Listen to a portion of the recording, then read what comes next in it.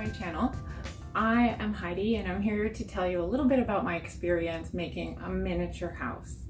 I hope that I'll have a few tips and tricks along the way that will help you if you're starting a project like this or something else that's creative that you've never tried before. I have never built one of these in my life. I have 3 tips today in this very first video. As you can see, I've already started my miniature house. So there were a few things that I wish I had known before I had started this project.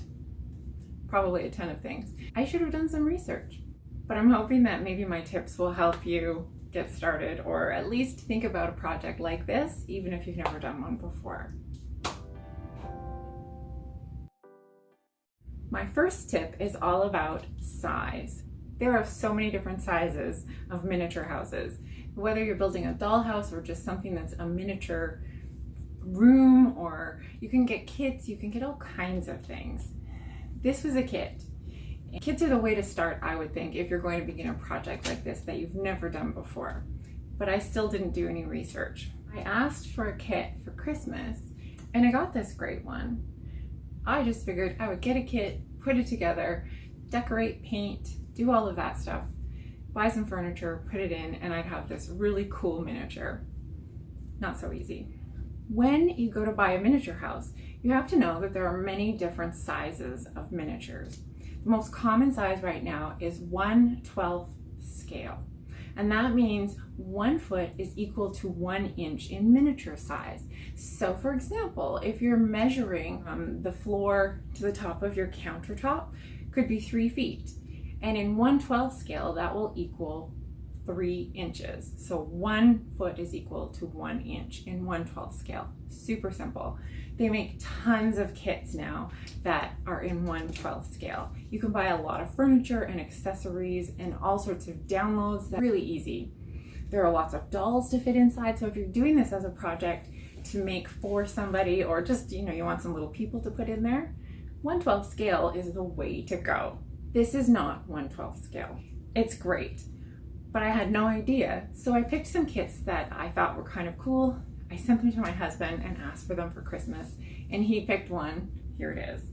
Once I started looking at the pieces that came with it and doing the measurements and comparing it to places that I had looked at online, I realized it seemed like my pieces were all out of proportion to the 1/12 scale.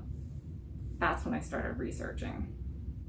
When I still couldn't figure it out, I sent a message to the person who made this kit on Etsy, and he sent a message back saying that it was close to 1/16 scale.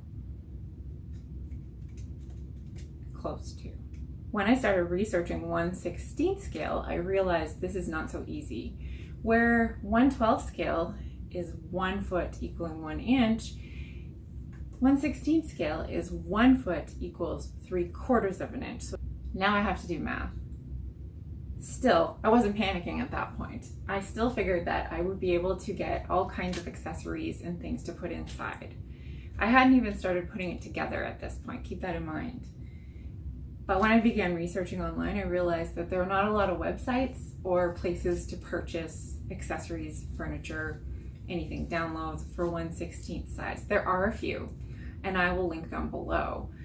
And they're great sites, but most of the pieces that you can purchase that are actual pieces of furniture that were made for this size, which used to be super popular back in the 1950s, are vintage pieces now. And they're not in the best of shape and they're super expensive to buy. When I thought about furnishing this whole place with all kinds of pieces of vintage furniture, the cost just went crazy, and I thought, why am I even starting this project? Kits themselves are affordable, and if you want to buy just the framework of your house, they're super affordable. They can get really pricey as you buy the kits that have more contents included, but kits like this, great. There are lots of people, they build things from scratch. I was not there. There are many other sizes of miniatures as well. So a Barbie size house is quite a bit different than a 1/12 scale house. So if you want to have your Barbies inside, you're going to need something, I believe it's a 1/6 scale. I could be wrong. I'll try and find that information out and make sure I correct it on the screen. But there are many but there are many different types or sizes that you can purchase. So really do your research and decide what it is you want to do or how you want to make your miniature before you even start a project like this. It'll make things so much easier. My second tip is to use the dollar store. The dollar store is your friend. There may be things that you'll have to purchase at craft stores or on Amazon or hardware stores, but you can get a lot of things at the dollar store at way less than you can purchase them in the craft shops. I would recommend going to your dollar store, into the craft section and other places in the dollar store, and loading up on the supplies that you'll need to start a project like this. You will need things like acrylic paint. You're going to need a lot of white, things like black, but you can also get little kits there of acrylic paints, and they're really cheap and they're usually color coded, so you might get brights or neutrals, something like that. Or just pick colors that you think you want to use on your house. Why not? I also recommend getting things like flat and glossy. So I purchased a lot of flat white and I used it to do the priming of my house first. So flat white is your friend. But you can buy a lot of this at the dollar store for $1, $1.25, whatever the dollar store is charging, but it's still way less usually than buying it at a craft shop. You'll also want to purchase things like cheap paintbrushes because you're going to need a lot of different paintbrushes to paint items. You'll also need your paintbrushes for glue and maybe stain. So buy a lot of cheap ones, different sizes, and then you won't run out.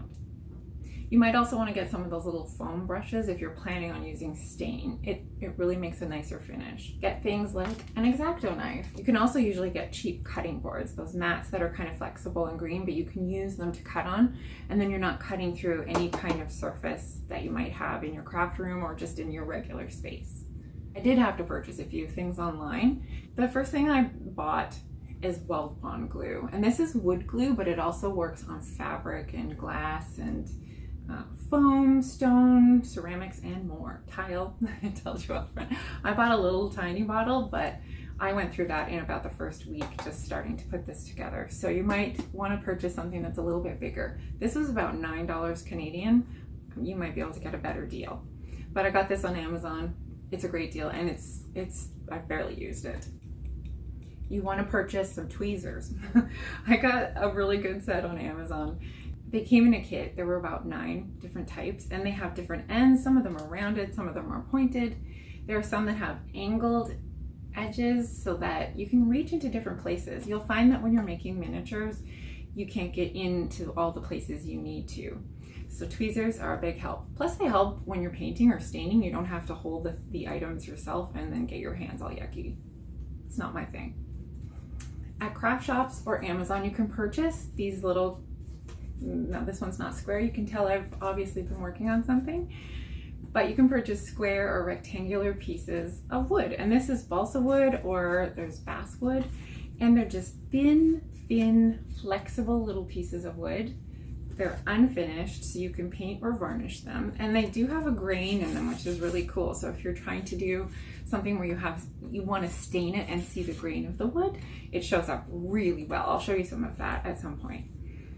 But these are excellent, and you can get about 4 or 5 in a pack, and they're anywhere from $10 to $20 depending on your size and how many are in the pack. But they're really good, and this is my second pack, so but only because I'm building all of the items inside. If you're planning on purchasing items for your home, you may not need this kind of stuff at all.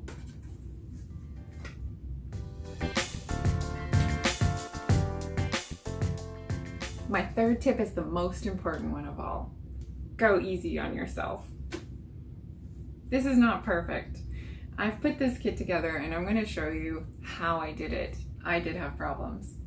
Probably 90% were my fault, but I know some were due to the kit itself and some of the instructions or lack of instructions that came with it. But you have to go easy on yourself.